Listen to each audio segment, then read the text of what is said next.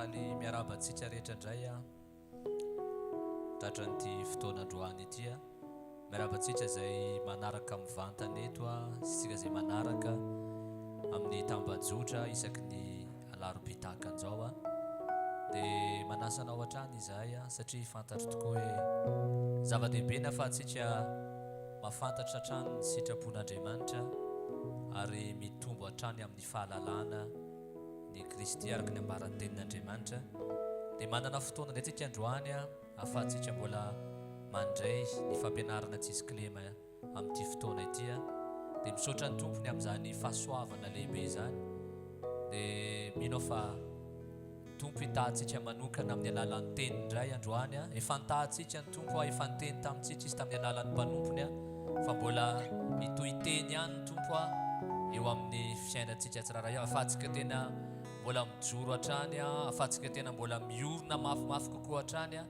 satria tsika mafantatra fa vaninandro farany zao a dia tena hoe ny tompo tia hampaharitra antsika ao anatin'izao lalana izay tondrany tompo antsika tsirairay avy zao do tsika hitsangana dia hivavaka ametraka ity fotoana teo ampelantanan'ny tompo indray a satria matoka hoe Andriamanitra mihitsy no hiteny indray androany izy indray no anambara ny fony a amiko sy aminao a na ianao izay manaraka anay amin'ity fotoana androany ity raha eo mankasitraka feno anao izahay a misaotra ny amin'ny alehiben'ny fahasoavanao a ny famindramponao a ny fitiavanao anay tompo a mbola afahanay indray mandrendray ny teninao amin'ity fotoana androany ity a so amin'ny fahazarana tokoa tompo a satria fantatray Andriamanitra ray fa miainao anatina vanim-potoana sarotra tokoa izay tompo Andriamanitra ray amin'ny fanarananao a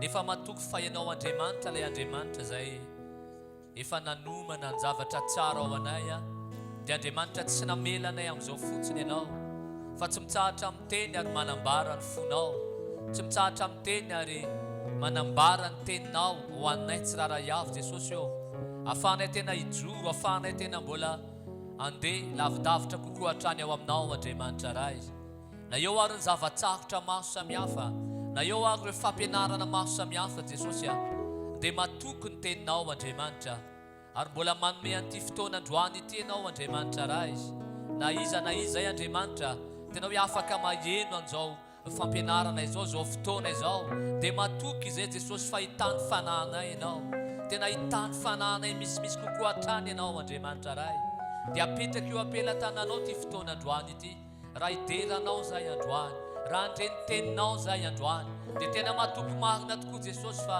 ianao le Andriamanitra zay eo amin'ny fahefanao eo amin'ny fiandriananao ianao le Andriamanitra zay miazona ny zavatra rehetrarehetra ianao zany Andriamanitra izany ilay Andriamanitra zay tia hitanay mbola androso misimisy kokoa hatrany hatrany dia mitenena androany misandraty eto anivon'ity fotoana ity androany Jesosy a dia iseho ny voninahitra ao Andriamanitra ray amin'ny anara maherinao Jesosy Kristy avy Nazareta anao ny dera anao ny laza anao fankasitrana mandraka izay alleluia amen no tsika hitiaka mafo any tompo a idera asitsika amin'ity fotoana ity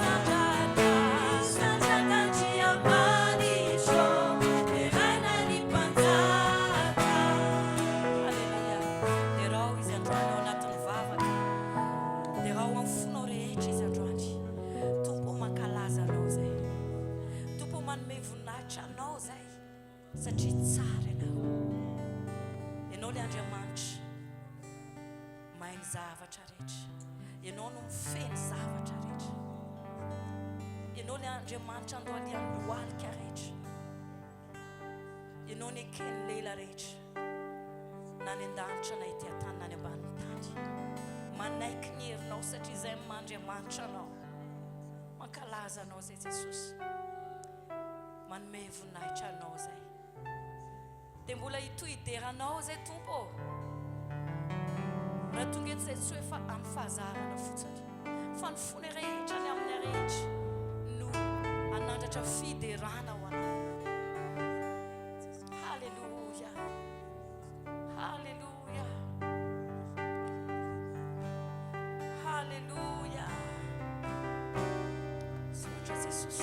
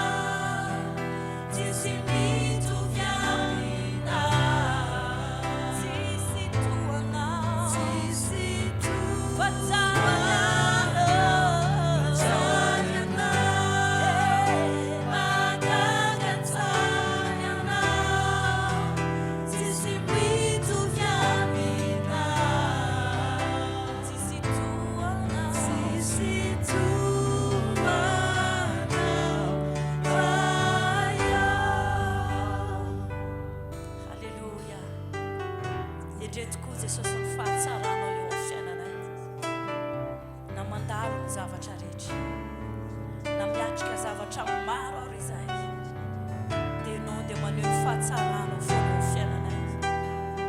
Halleluja. Zany no mbola anandratana ny anaranao, zany no mbola ankalazana ny anaranao, ny fahatsaranao, ny fahatsaranao eo aminay tsy raray avy. Halleluja.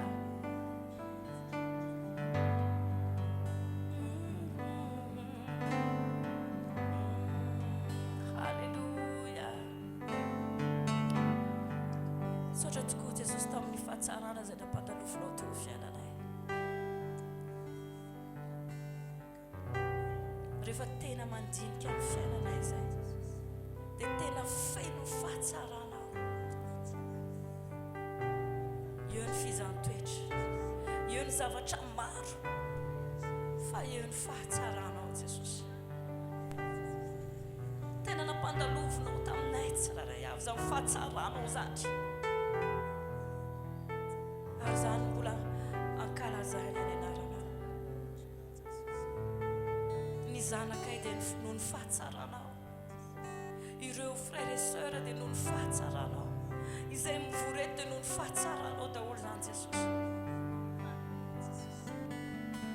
Ny tananay mbola afaka misandratra ho anao dia noho ny fahatsaranao.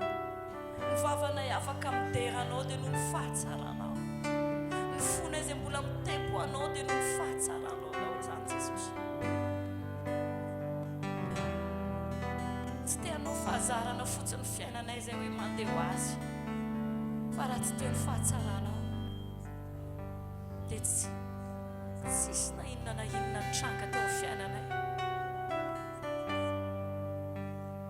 Fa na tsy mendrika ary ray tsy raray avy dia mbola teo foana ianao Jesosy, naneho ny fahatsaranao sy ny famindramponao.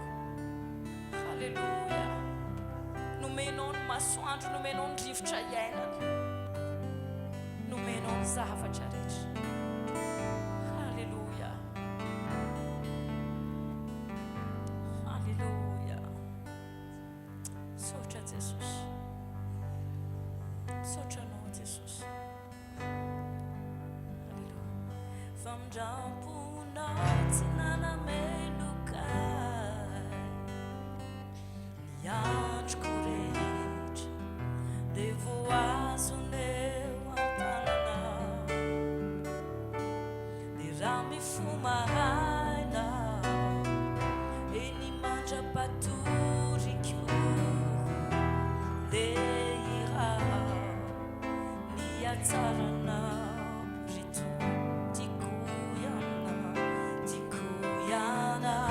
Famindramponao tsy nanameloka, famindramponao tsy nanameloka, niandroko rehetra, niandroko rehetra dia voazoneo an-tananao. Raha mifomaraina, raha mifomaraina eny mandra-patoriko dia irao ny hatsaranao reto tamin'ny fiainako rehetra. Oh, tamin'ny fiainako rehetra ianao ery mato. Oh, tamin'ny fiainako rehetra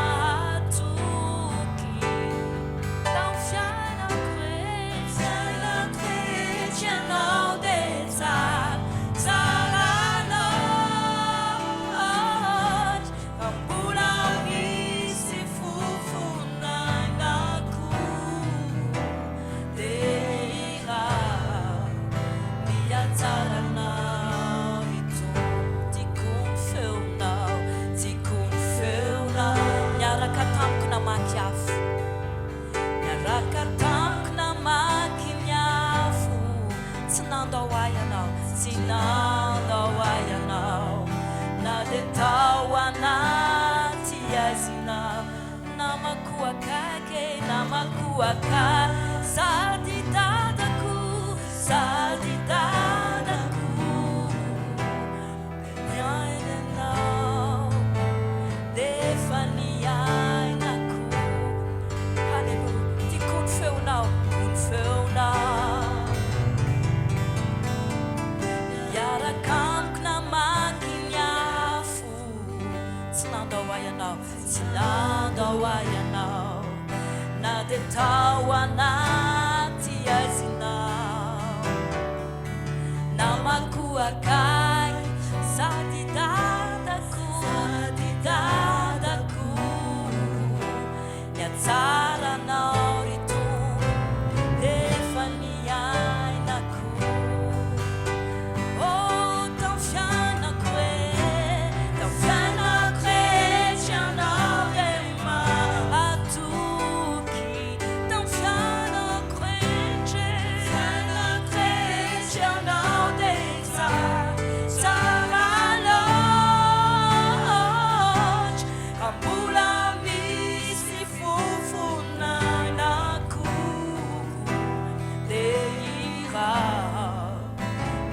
Saranao rito oh tão fiana crente anao le matuki tão fiana crente anao de saranao ambula misi fufunai naku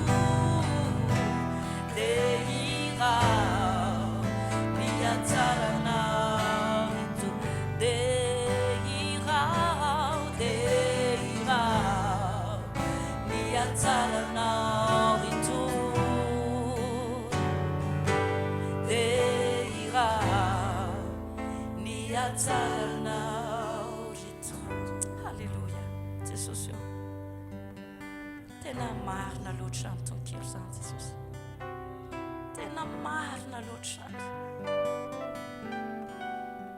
misy fotoana izay kivy misy fotoana izay reraka misy fotoana izay tsy mahavita mandrosonona tena hoe dingana anankiray ary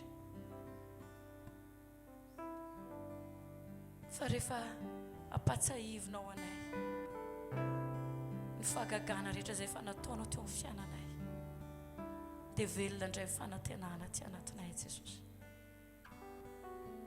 halleluja tena ainao mihitsy tompony mikarakara ny fiainanay tena namarinao mihitsy ny teninao hoe ny zanako sy ny asan'ny tanako dia aoka fa ho adidiko ihany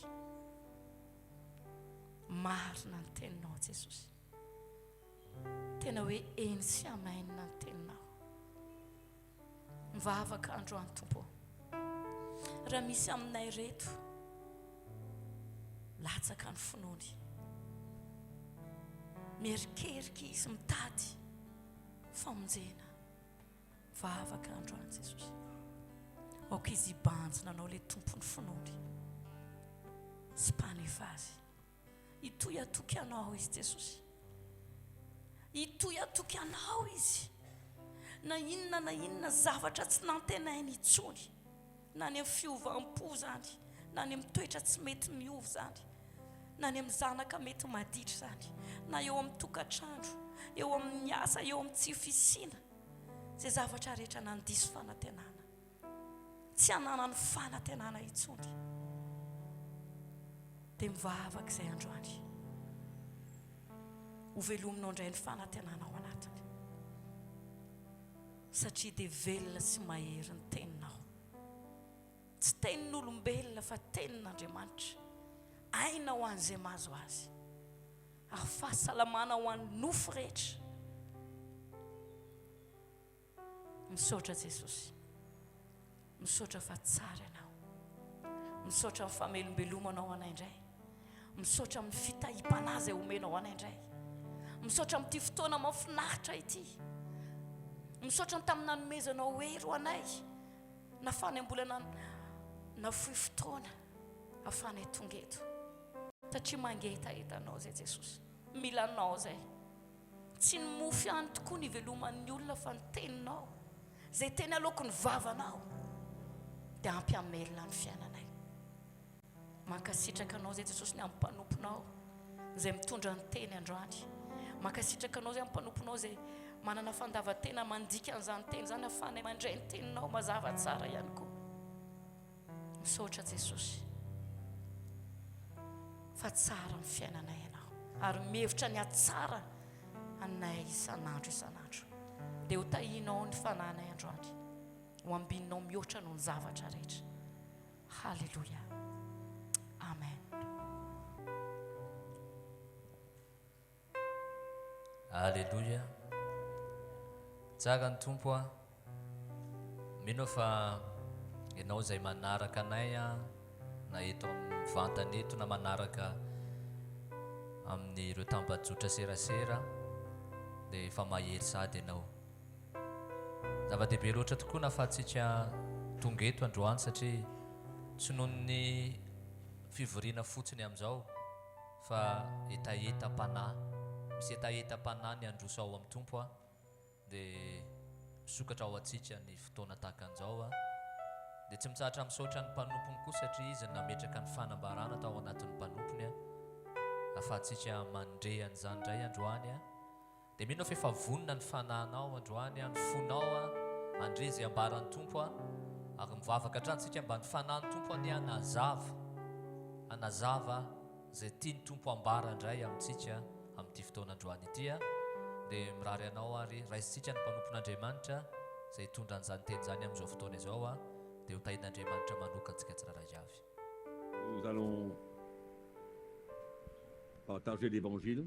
Dia hifampizara ny filazantsara indray isika. Et je veux continuer bien sûr sur ce thème de la saine doctrine. Dia mbola hitohy hatrany isika amin'ilay loha hevitra mahakasika ny fampianarana tsy misy kilema. Tellement important pour nous les chrétiens. Satria zava-dehibe loatra ho antsika kristianina izany. De demeurer dans la saine doctrine. Ny ahafahantsika mitoetra amin'ny fampianarana tsy misy kilema. Il y a tant de choses qui peuvent nous égarer. Satria maro ny zavatra mety avery atsika. Tant d'évangiles. Maro loatra ny filazantsara. Tant d'évangiles. Maro ny filazantsara. Qui sont là. Izay mitoetra eo. Nous séduire. Amitaka atsika. Nous éloigner. Ampanalavitra atsika amin'ny famarinana. C'est pourquoi pour nous, la parole de Dieu demeure la seule vérité qui existe. Zany no antony hoe ny filazantsara dia tokony ho famarinana tokana ao atsika. Partager, porter un évangile. Ary isika tsy tia hizara na hitondra filazantsara izay tsy hita dans la Bible, dans la parole de Dieu. Ao anatin'ny Baiboly, ao anatin'ny tenin'Andriamanitra. Parce que tout ce qui est écrit dans la parole de Dieu, dans la Bible, a été inspiré par Dieu, par le Saint-Esprit. Satria zay rehetra voasoratra ao anatin'ny Baiboly sy ny tenin'Andriamanitra dia avy amin'ny tsindrimandrin'Andriamanitra sy ny fanamasina ary tsy misy fahadisoana. C'est le même esprit fa fanahy iray ihany qui nous conduit tous vers Jésus. Izay mitarika atsika ho any amin'ny Jesosy. Mais il y a tant d'évangiles, fa maro loatra ny filazantsara, ny asa fanompoana qui prêchent loin des choses qui n'existent pas dans la parole de Dieu. Izay mitory zavatra zay tsy hita akory ao anatin'ny tenin'Andriamanitra. Zany no antony hoe aka fotoana aho plusieurs sujets afaka miresaka aminareo aloha hevitra maro afin que nous comprenions clairement la vie chrétienne. Mba ahafahantsika mahatakatra mazava tsara ny atao fiainana kristianina. Qui consiste à faire un chrétien un exemple, un modèle et un homme et une femme de victoire. Ary ireo singa rehetra tokony ho fantatra ahafahany atonga lehilahy sy vehivavy anankiray ho tonga olon'ny fanahy mba hanahafana izy ireo an'i Jesosy hatrany hatrany. Ilay mpamonjy azy. Tamin'ny heriny aho resaka mahakasika ny famonjena. Tsy fantatro hoe nihainonareo ve Je ne sais pas si vous êtes branchés sur le site web tsy haiko hoe ny connect avy ianareo a l'église chrétienne Océan Indien ou alors CTMI. tamin'ny Ecoy na ny Mais je veux vous CTMI encourager fa tiaporisika anareo à aho ne pas manquer une seule session sur mba ce tsy ho thème diso de na la dia saine anankiray doctrine. aza ianareo amin'ny amin'ny fizarana mahakasika an'ity fampianarana tsy misy kilema ity Parce que nous voulons que vous soyez bien établis satria rinay raha tafatoetra tokoa ianareo sur un fondement eo solide ambonina fanorenana mafy et que vous sachiez qu'est-ce qui s'est passé dans votre vie. ka mataranao mazava tsara inona ny trango eo amin'ny fiainanao L'intervention de Dieu, ny fidiran'Andriamanitra tout antsihatra le reste sy ny ambiny rehetra à la vie izay chrétienne. ilaina amin'ny fiainana mahakristianina Et donc ce matin, je voudrais vous parler de la noho justification. izany amin'ity maraintsy dia resaka aminareo ny amin'ny atao hoe fanamarinana La ny justification fanamarinana est déclarée juste par Dieu. vao marina hoe marina eo anatrehan'Andriamanitra Nous étions loin dans le péché, isika dia lavitra fahiny tao anatin'ny sous la ota condamnation, tao ambanin'ny fanamelohana mais nous avons été rendus justes kanefa dia no hamarinina isika au travers de la nouvelle tamin'ny naissance. alalan'ny fahateraham-baovao C'est pourquoi la semaine dernière, je vous ai parlé du izany salut. no antony tamin'ny heriny andresaka aminareo ny amin'ny famonjena aho Salut que nous recevons par la ny grâce. famonjena izay voaraintsika tamin'ny alalan'ny fahasoavana Et la foi que nous recevons de la part de ary ilay Dieu finoana izay niraisitsika avy amin'Andriamanitra pour croire mba en Jésus, ahafahantsika mino an Jesosy pour croire dans son sacrifice. ahafahantsika mino ny sorona vitany Et c'est ça qui nous rend. ary zany no manamarina antsika avy eo C'est pourquoi la justification zany no antony hoe ny fanamarinana est directement liée au dia salut. mifandray mivantana amin'ny C'est famonjena l'expérience du salut qui nous rend justes, satria amin'ny alalan'ny famonjena no hanamarinana antsika qui nous délivre de la izay condamnation manafaka antsika amin'ny fanamelohana et qui nous emmène à nous retrouver des hommes et des femmes justifiés par Dieu. ary amitarika antsika zany ho lehilahy sy vehivavy no hamarinina Et c'est extraordinaire, hein? ary mahatalanjona Comment ce miracle de la nouvelle ilay naissance fahagagan'ny fahateraham-baovao io nous emmène à être unis avec izay Dieu. mitarika antsika ho tafahombona amin'Andriamanitra C'est pourquoi la parole de Dieu parle, zany mahatonga tenin'Andriamanitra milaza Paul parle dans l'épître aux i Paul Corinthiens, dia miresaka amin'ny epistily ho an'ny que Korintianina nous formons désormais partie d'un seul fa corps. isika hozy izy dia miombona amin'ny tena iray Le corps de Christ dont Jésus est la izay tête. tenan'ny Kristy izy io ary Kristy ny lohany Et que nous ne pouvons pas être séparés de la ary tête. isika dia tsy afaka misaraka amin'io loha io Il est le fa chef, izy ny lohany il est la tête de ce izy corps. ny lohan'io tena io Et celui qui est né de nouveau, qui a eu cette expérience de la nouvelle ary zay naissance, nateraka indray ny aina n'io traikefa ny fahateraham-baovao io miraculeusement, il forme partie de ce corps, de la famille de dia amin'ny Dieu. fomba mahagaga dia lasa isan'io tena io izy C'est pourquoi la nouvelle naissance zany no antony hoe ny nous emmène à être fahateraham-baovao unis avec dia Christ. mitarika antsika hiombona amin'ny Kristy Et la ary justification, ny fanamarinana c'est-à-dire être déclaré juste devant zany Dieu, hoe no ambara fa marintsika eo anatrehan'Andriamanitra tsy haiko nazonareo an-tsaina ve zany il n'y a plus de condamnation tsy sur misy nous. fanamelohana intsony eo amintsika Il n'y a rien qui ne peut nous séparer de tsy misy Dieu. inina intsony mampisaraka antsika amin'Andriamanitra Nous sommes déclarés justes fa devant ambara Dieu. fa marina eo anatrehan'Andriamanitra isika C'est ça la nouvelle azany no naissance. atao hoe fahateraham-baovao Je ne parle pas d'une croyance en Dieu. tsy miresaka finoana an'Andriamanitra Je aho ne parle pas, j'ai entendu parler de tsy io Jésus. zany tsy resaka hoe nandre momba ny amin'ny Jesosy aho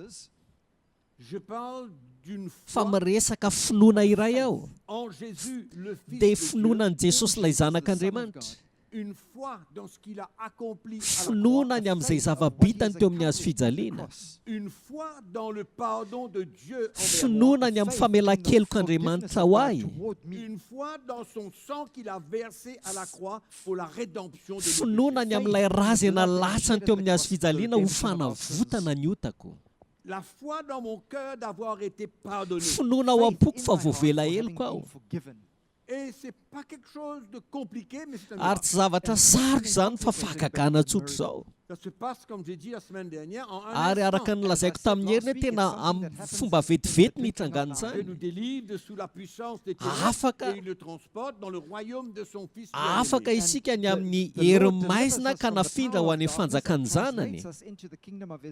En qui nous avons la rédemption et le pardon de nos Ilay péchés. zanaka izay azahoantsika fanavotana sy famelana ny helontsika. Amen. C'est pourquoi quand on vient à Dieu dans la Izay no repentance, antony eo manantona an'Andriamanitra amin'ny alala fibebahana isika dia mamela antsika izy. et nous sommes déclarés justes Dia devant lui. ambara fa marina eo anatrehany isika. Parce que la seule chose qui peut nous condamner, c'est le Fa ny péché. zavatra tokana izay afaka manameloka antsika dia ny otatsika.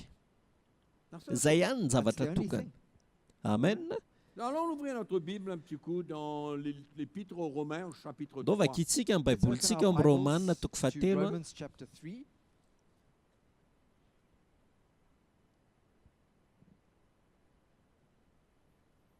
Nous lisons le verset Dia 21. vakitsika ny andininy faraka amin'ny roapolo. Romains chapitre 3 verset Romanina 21. telo araka amin'ny Romans roapolo. 3:21. Mais maintenant, c'est-à-dire maintenant Paul parle à ceux qui ont été convertis à Christ, qui sont nés de Izany nouveau. hoe ankehitriny Paul dia efa miresaka ho an'ireo olona izay efa niova foa nateraka indray. Who have come to Christ, who have been converted to Christ. Et il a dit, mais maintenant, He says, but Izy hoe now, ankehitriny sans la loi, est manifestée la justice de Dieu. dia hoy izy hoe tsy amin'ny lalàna nefa fa ambaran'ny lalàna sy ny mpaminany fa efa nahariary ny famarinana avy amin'Andriamanitra. À laquelle rendent témoignage la loi et les prophètes.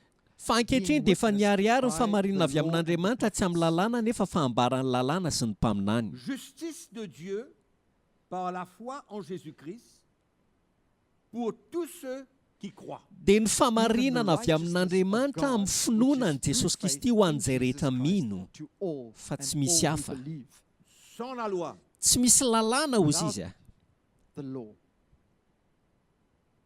mais par la fa foi. amin'ny alalan'ny finoana.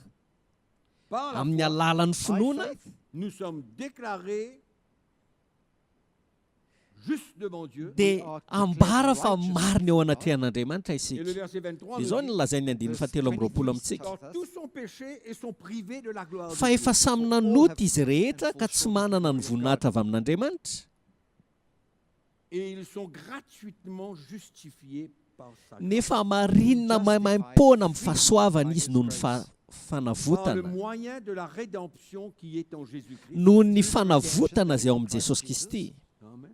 Amen. Donc nous voyons clairement que le salut nous emmène à être déclarés justes. Noho izany hitantsika tsara fa ny famonjena no mitarika antsika ho marina eo anatrehan'Andriamanitra. Et le completely salut, righteous before the Lord. le Ny salut, famonjena Salvation vient par notre foi en dia Jésus. tonga avy amin'ny alalan'ny finoantsika an Jesosy Nous Kristy. avons vu que ce n'est pas par les Fa œuvres, hitantsika fa tsy amin'ny alalan'ny ce asa, n'est pas par les bonnes tsy amin'ny choses, alalan'ny zavatra hafa, ce n'est pas par notre tsy amin'ny bonté, alalan'ny fahamarinantsika, ny fahatsaratsika, uniquement par la foi en fa amin'ny Jésus. alalan'ny finoantsika an Jesosy Kristy irery ihany. Jesus Christ. Et cette nouvelle Ary io naissance, fahateram-baovao io, cette conversion à io Christ fiovapo amin'ny Kristy io, Christ, that coming nous to Christ justifie, dia io no hanamarina causes us to antsika. be justified. rendu juste par le Izany hoe Seigneur. tena Made no hamarin'ny righteous and tompo just isika zany. before the Lord and by the Et Lord. quand Dieu nous rend Ary rehefa ho hamarin'Andriamanitra God makes us isika, righteous. nous recevons sa dia justice. mandray ny fahamarinana isika. C'est sa justice que nous Ary ilay recevons fahamarinana izay Righteousness that we voaraintsika, receive quand nous sommes justifiés. rehefa no hamarinana isika, Donc entre Dieu et nous, noho izany eo anatrehan'Andriamanitra tous isika, ceux qui ont cru, eo anatrehan'ireo izay rehetra il n'y a nino, aucun obstacle dia tsy misy sakana intsony, pour venir nous enlever cette dia tsy justice. misy ninina intsony hanaiso tamintsika n'io fahamarinana io. from us. Et c'est ça que nous allons voir, Ary izay indrindra no jerentsika, afin que nous soyons rassurés dans notre mba cœur, ahafahantsika mahazo Be antoka ao reassured in am-pontsika our hearts. que nous sommes des enfants fa de isika Dieu dia zanak'Andriamanitra Children of God. et que nous demeurons des enfants de ary Dieu. hitoetra ho zanak'Andriamanitra foana, Nous demeurons juste devant ary Dieu. hitoetra ho marina mandrakariva eo Et nous allons anatrehan'Andriamanitra. voir pourquoi et dia comment, hojerentsika hoe inona ny antony a sy ahoana afin que vous soyez mba rassurés. hahafahanareo tena azo antoka tsara Parce que l'ennemi, satria ny fahavalo tokoa il est l'accusateur dia des izy frères. no mpanameloka ny rahalahy hozy izy Il est le mpiapanga ny prince, rahalahy père du izy mensonge. ozy izy no andrina ny C'est lainga comme ça que l'ennemi rainy travaille lainga dans la vie des azay chrétiens no antony a hiasan'ny fahavalo eo amin'ny fiainana kristianina pour les emmener à croire qu'ils ont perdu leur justice par une erreur ou une faute. ampino an'izy ireo fa very ny famarinana ananan'izy ireo amin'ny alalan'ny fahadisoana izay vitany Et c'est ça le ary danger. izay indrindra nefa ny loza Que les chrétiens tombent dans le hoe ho piège lava ao anatin'izany fandrikizany kristianina et ils vivent sous la dia lasa condamnation. miaina ao anatina fanamelohana izy. La Genèse, le livre de la Genèse, chapitre 15, verset 7. Genesis. Non, allons passer directement en Romains 4 parce que ça dit la même chose. andao tonga dia ny romanina toko faefatra no vakiitsika satria miteny zavatra anankiray ihany a. Romains 4, chapitre 20. romanina toko faefatra ny dininy faharoapolo Romans 4, verse 20. Ça parle de Abraham. miresaka ny amin'ny abrahama izy ity. Nous savons que quand Dieu a parlé à Abraham fantatsika tsara fa rehefa niresaka tamin'ny abrahama ny tompo concernant la promesse, mahakasika ny teny fikasana Promise. la promesse de la venue de Christ pour la rédemption des hommes. ny fampanantenana ny amin'ny fiavin'i kristy io fanavotana ny olombelona Et Abraham a cru. dia nino abrahama Il a cru dans ce que Dieu lui avait dit. nino izy any amin'izay lazain'andriamanitra azy Qu'il serait le père d'une grande multitude fa de hozy izy nations. ho rainy That he would be the firenena maro father of a izy great multitude of nations. Qu'il serait le père des Mauriciens, le père des Africains, des Français, des Anglais, de tout. would be the ceux qui ho sont rainy par- maurisiana ho rainy All frantsay sy ny Africans, malagasy sy ny all the sisy different izy countries. Et- All those who believe in him. Et Abraham a cru dans cette promesse. ary abrahama ozy izy dia Abraham nino believed in an'izany that teny promise. fampanantenan'izany teny fikasana Il a cru là-dedans. nino an'izany Quand izy il a cru ary rehefa là-dedans, nino And when he an'izany izy believed in that promise, par la foi qu'il a reçue de tamin'ny Dieu, alalan'ny finoana izay voarainy avy tamin'andriamanitra il a été justifié. par dia Dieu. no hamarin'andriamanitra izy ozy izy La foi lui fut imputée à dia ozy izy hoe nisaina ho fahamarinana izany tamin'ny alalan'ny La foi finoana qu'il avait dans ce que Dieu lui a zany hoe ny dit finoana izay nananany a tamin'izay nolazain'andriamanitra believed in what taminy God had a said to him. fait qu'il a reçu la justice. dia izany a Caused Il a été dia justifié. izany nandraisany an'ilay fahamarinana ary no hamarinina Et izy ici, l'apôtre Paul reparle de cette expérience ary eto d'Abraham ny apôstôly paoly dia miresaka ny amin'izay tranga ny ainany abrahama pour zay nous faire mba comprendre ahafahany Cause matakatra us to understand que par le même moyen qu'Abraham a été hoe justifié, tahaka ny fomba anankiray izay namarinana ny abrahama nous sommes dia tahaka izay ihany koa no hanamarinana antsika Et le seul moyen ary est par le moyen de la foi. en Jésus. ary ny fomba And the tokana only way dia ny for that to finoana happen ny jesosy is kristy faith irery ihany in Jesus Christ. Alors on lit à partir du verset dia andao 20. vakitsika manomboka amin'ny andininy faharoapolo Abraham ne douta point par incrédulité au sujet de la promesse de Dieu. ary tsy nianahana ny amin'ny teny fikasan'andriamanitra tamin'ny tsy finoana izy dia abrahama zany Mais il fut fortifié par la foi, fa donnant gloire à Dieu. fanampaherezin'ny finoana izy ka nanome voninahitra an'andriamanitra Donc c'est la foi qu'il a reçue de Dieu, non seulement pour être justifié, noho izany a ilay finoana voarainy amin'andriamanitra dia tsy ho hanamarinana azy fotsiny mais ihany pour tenir fa ferme. ahafahany hijory ihany koa zany nampahery azy ary a tsy hisalasala To doubt. Parce qu'il y avait de quoi satria douter. nisy tena antongeza be eo nahafahany salasala Son âge, l'âge de sa femme, raha mijery ny taonany sy ny taonany vadiny izy il avait de quoi dia douter. afaka tena ny salasala For him mihitsy to doubt. Mais la Bible nous dit ici, fa hoy ny baiboly il amintsika ne eto a douta point par incrédulité au sujet de la promesse de Dieu, mais il fut fortifié par la ozy izy foi. hoe tsy niananany amin'ny teny fikasan'andriamanitra tamin'ny tsy finoana izy fa nampaherezin'ny finoana ka nanome voninahitra an'andriamanitra Strengthened in faith. Et ayant la pleine conviction que ce que Dieu promet, il peut aussi l'accomplir. ary natoky indrindra fa izay nolazainy dia ainy atao koa Had promised that what he had promised, he was also able to perform. C'est pourquoi cela lui fut imputé. azy And therefore, zany no it was antony hoe accounted to him nisaina ho righteousness. famarinana izany Amen. Donc sa foi a été l'instrument noho izany ny finoana no fitaovana le justifie. izay a This nahatonga faith azy was no the hamarinina instrument that God used to justify him. Justifié, rendu juste devant zany hoe Dieu. no hamarinina no hamarinina teo anaty an'andriamanitra Et c'est de la même manière aujourd'hui ary mitovy amin'izany mihitsy ny ankehitriny que nous pouvons être justifiés. no ahafahantsika ho hamarinina ihany Et koa que par la foi, amin'ny alalan'ny And finoana that by faith, nous sommes rendus justes devant dia Dieu. we are made ho hamarinina eo righteous, anaty just an'andriamanitra before isika God. C'est tena extraordinaire. mahatalanjona zany Et e franchement, on n'arrive pas à réaliser tsy azontsika tsainy zany Honestly, often we don't ce que realize Christ a accompli. ny zavatra vitan'ny Kristy teo amin'ny hazo fijaliana Et que cette foi en ilay lui finoana that azy our io faith in him nous a rendus dia justes. ino made us nanamarina C'est ça la atsika justification. zany iny atao hoe fanamarinana e La justification, c'est un miracle. ny fanamarinana dia Expérience. Justification ohatrany is a hoe miracle, tranga but it's an mpahagagana C'est une ny expérience. fanamarinana tena traikefa ny C'est pas ainana quelque chose que nous pouvons travailler là-dessus It's not afin something que nous devenions de plus en plus io justes. zany tsy zavatra ohatry ny hoe mila miasintsika mba hahatonga antsika hoe ho marina hatrany Non, hatrany ça c'est de la sanctification, c'est pour après. sy fa ny asan'ny fanamasinana dia mandeha ao Mais la aoriana justification est une expérience que nous recevons le jour de notre nouvelle fa ny naissance. fanamarinana dia tranga anankiray iainantsika ao aoriana ny fahateram-baovao that we have the day we are born again. Pareil comme mitovy Abraham. amin'izay Just like niainany Abraham. abrahama C'était une expérience. It was an tena experience. traikefa Dieu io l'a rendu juste quand il a cru à la promesse que Dieu lui a tena faite. no hamarin'andriamanitra izy a fony izy niny teny fikasan'andriamanitra ary mitovy amin'izany ihany koa C'est à ce moment précis qu'Abraham fut rendu Tamin'io juste par la foi. fotoana io mihitsy a nanamarinana ny abrahama tamin'ny alalan'ny finoana It was by faith. It was through faith. C'est extraordinaire. tena mahatalanjona ihany zany a Incredible.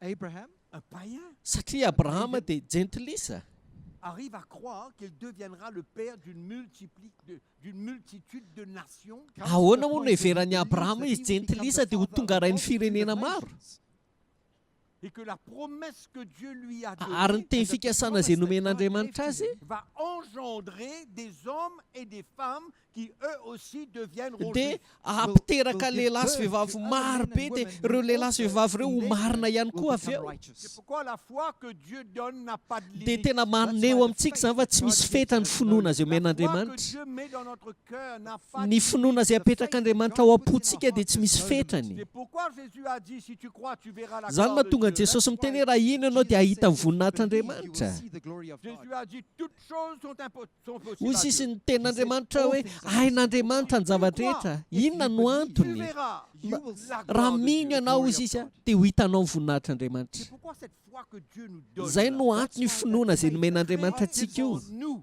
creates izay in us, ao anatsika extraordinaire. creates in us an incredible tena miracle. fahagagana io Et cette foi ary io finoana That io very faith nous rend no makes us manamarina atsika righteous. clair devant tena Dieu. mazava isika eo anaty an'andriamanitra tsy misy sakana There is no intsony obstacle. Mais je vous pose une question. ametraka ce matin. fanontaniana aminareo amin'ity marain'ity Est-ce qu'il y a un obstacle entre Dieu et vous aujourd'hui en tant qu'un enfant? moa ve mbola misakana eo anatrehanareo sy andriamanitra amin'ny mahazanak'andriamanitra anareo ankehitriny Je confirme.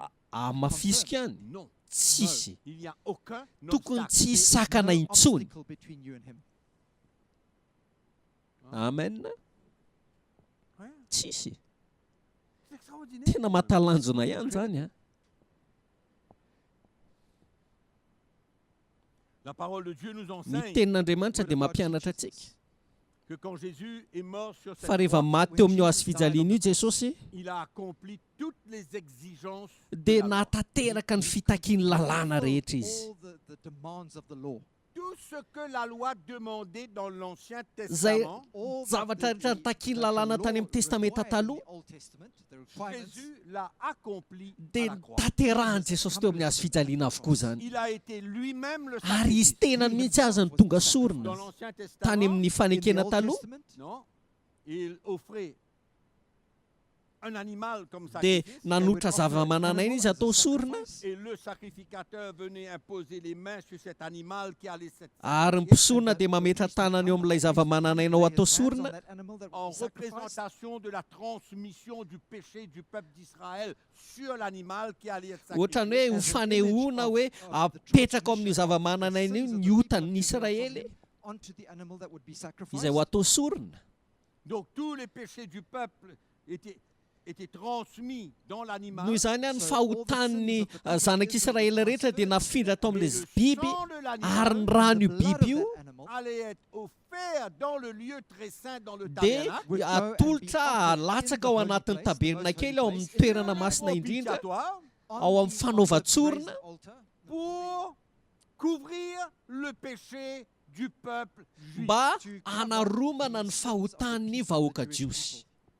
Mais quand on regarde à la nouvelle Fa rehefa alliance, mijery isika ny fanekena vaovao on voit que Jésus we see that a Jesus été lui-même le dia sacrifice. hitantsika fa Jesosy izy tena mihitsy ny tonga sorona. Il a versé son propre sang. Nandatsaka ny rano izy shed his own blood. Il a été établi lui-même souverain ary izy dia sacrificateur. napetraka ho mpisorona be ihany koa. Ordained as the sovereign high Donc priest. il a tout accompli dans son Noho izany sacrifice. zavatra rehetra dia nitanterany tamin'ny alalan'ny sorona vitany. Toutes les exigences de la loi pour le pardon de Ny péché. fitakiany lalàna rehetra ho an'ny famelana heloka. Et la Bible nous Ary enseigne ny Baiboly dia mampianatra que antsika par la nouvelle hoe amin'ny naissance, alalan'ny fahateraham-baovao nous sommes unis avec Christ dans dia sa mort. lasa tafahombona amin'ny Kristy ao amin'ny fahafatesana isika. Unis avec lui dans sa mort. Miombona amin'ny Kristy ao amin'ny fahafatesana isika. Et dans sa Ary ao amin'ny résurrection. fitsanganany ihany koa.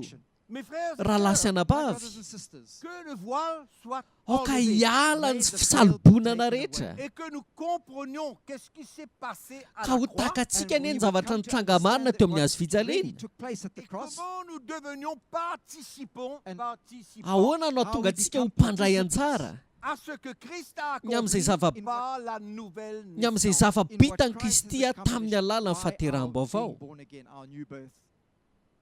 Donc comme nous participons maintenant à sa Noho izany mort ko satria isika efa mpandray anjara amin'ny fahafatesany Participate in his death, et now, que Christ a accompli toute la ary loi, Kristy efa natateraka amin'ny fitakiany lalàna rehetra fulfilled all the law.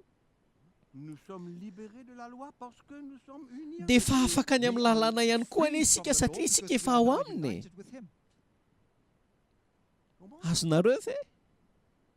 Ça c'est la première chose qu'on a besoin de Zany comprendre. zavatra voalohany mila tokony takatsika. Union avec io Christ fiom- par la nouvelle naissance io fiombonana amin'ny Kristy amin'ny alalan'ny fahateraham-baovao io nous emmène à être libérés de la loi de dia l'ancienne alliance. mitarika antsika io hanafaka antsika ny amin'ireo lalàna rehetra any amin'ny testamenta taloha. Zany ny antony nitenenako anareo an'izany. Parce que la loi Because Teny the law anareo an'izany satria ny lalàna l'instrument que le péché utilise pour nous condamner et is nous the emmener à croire que nous sommes séparés. satria ny is the- lalàna is no the fitaovana instrument izay that the ampiasain'ny Lord uses ota is that sin uses to cause us to believe that we are no longer justified. mba hatonga antsika hino fa tsy ho hamarinina isika. Ça, on a besoin de bien voir. Fa mila jerentsika tsara zany. Amen. Amen. Donc, quand nous sommes morts à la Noho loi, izany rehefa maty ny amin'ny lalàna isika le péché Sin dia est mort. ny fahotana ihany koa dia tapitra hatreo. Maty ihany koa. Et vous avez compris là? Tsy haiko hoe azonareo ve zany? Parce que le péché utilise seulement la loi pour nous condamner. Satria because the ny any law- ampiasain'ny the sin ota dia ny uses lalàna the law to mba condemn us. hanameloka Comme nous antsika. sommes libérés de la Fa loi, rehefa afaka ny As amin'ny we are lalàna free of isika that law, le péché ne peut rien utiliser pour nous dia condamner. tsy afaka mampiasa ny ninona intsony ny ota hanameloka C'est antsika. pourquoi, sans la condamnation, nous demeurons justes. tous. Zay no antony hoe rehefa tsy misy fanamelohana intsony a dia mitoetra ho marina mandrakariva isika.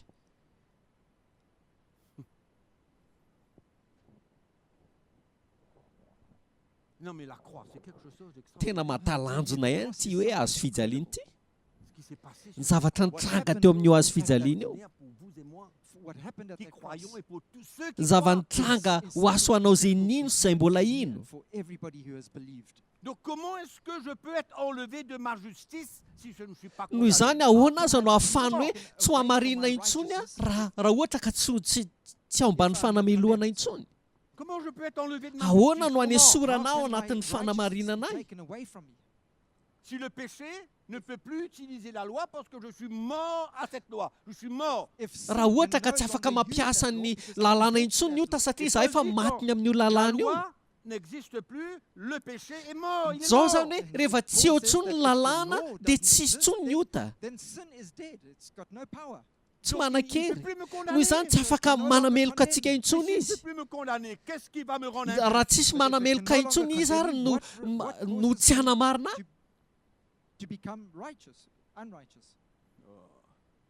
Dites à votre voisin, je suis juste. teneny eo akaikinao hoe za efa olo I marina am izy déclaré juste par I le have been Seigneur. Efa declared- nohamarin'ny I have been tompo aho hoe declared righteous by the law. The Lord.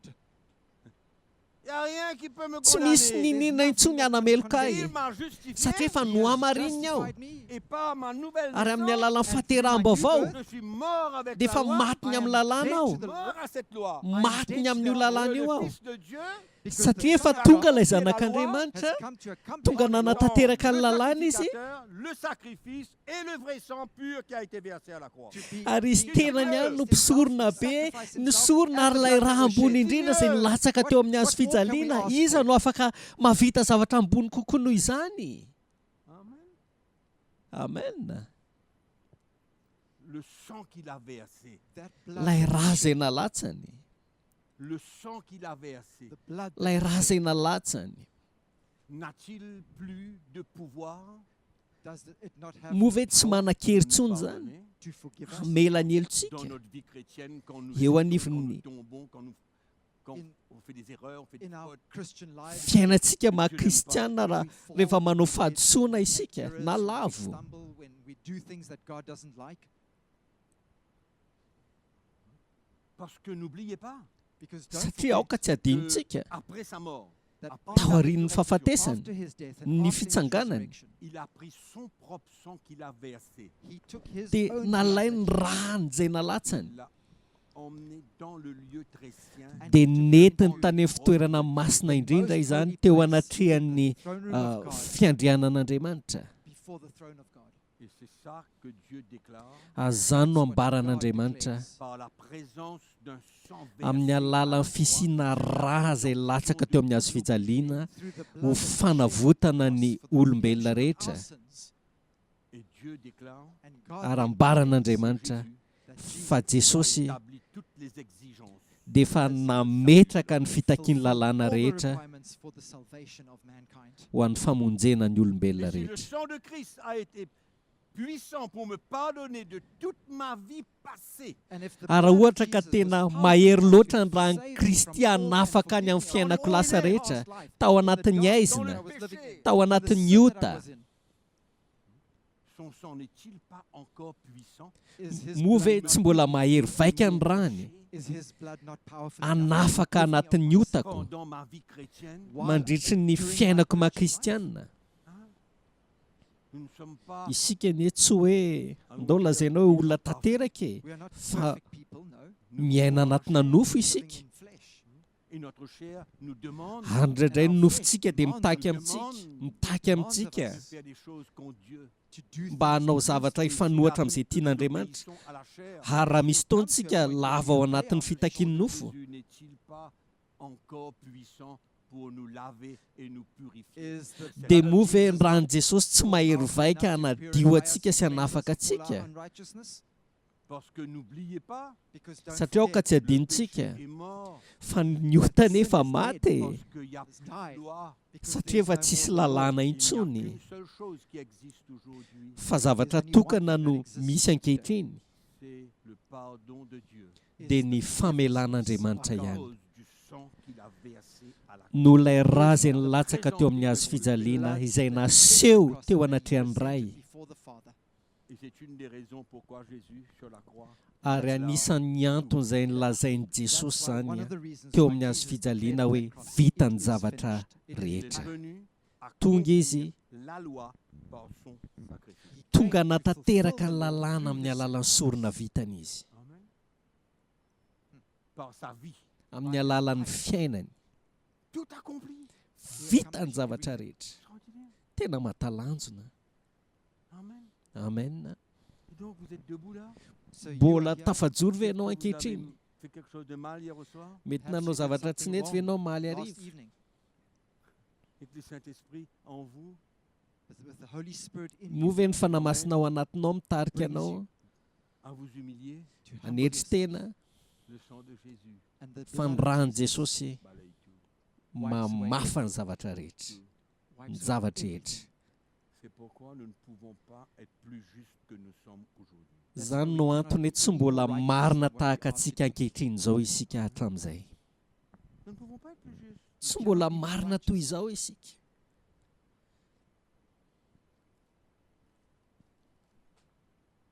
Romains chapitre 4, Romans chapter romanina 4, toko faefatra verset... Romains chapitre, pardon.